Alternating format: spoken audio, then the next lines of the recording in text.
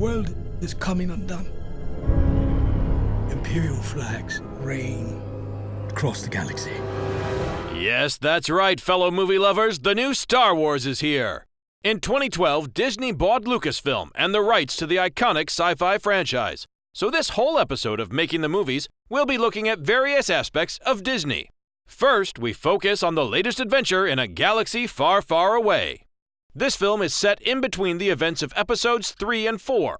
To refresh your memory, that's after Anakin Skywalker became Darth Vader and before Princess Leia claims Obi-Wan is her only hope.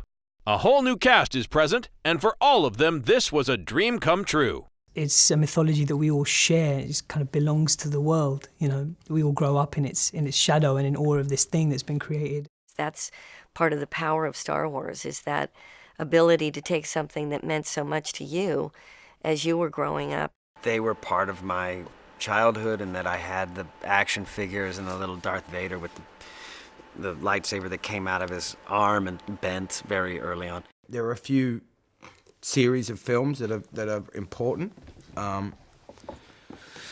but you know, Star Wars is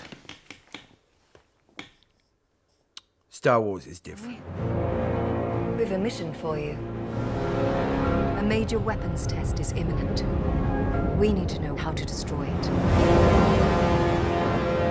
If you're really doing this, I want to help. Based on what we can tell from the trailers, the only returning character is Darth Vader. The rest of the intergalactic heroes and villains are brand new, like protagonist Jyn Erso, played by Felicity Jones. She's very grounded, and she has a confidence that is obviously very important to Star Wars as well. The sense of the Force and the sense of goodness, and how do we find that in the costume? So we came up with a design with the shirt that was cut in a Japanese style, and then combining that with something more practical. What would she need? You know, if she's going on missions and she's someone who is often in situations where she needs to protect herself physically. I've been recruiting for the rebellion for a long time. We destroyed our home. I fight the Empire now. I fear nothing. All is as the Force wills it. The captain says you are a friend. I will not kill you. Thanks.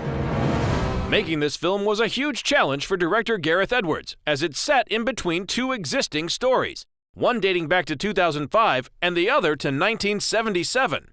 Each of them had a completely different style, and it was up to him to merge the two together.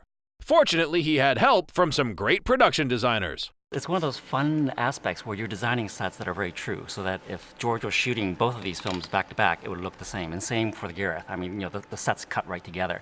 And I think the only difference you're going to really see is that in the beginning, Gareth is going to have a slight different filmic style. But towards the end of it, he will slowly segue to be a film that looks very much like Episode 4. And that's going to be the magic, is that, you know, when these two films, you can edit right together, and you should watch it together as a 4 hours experience.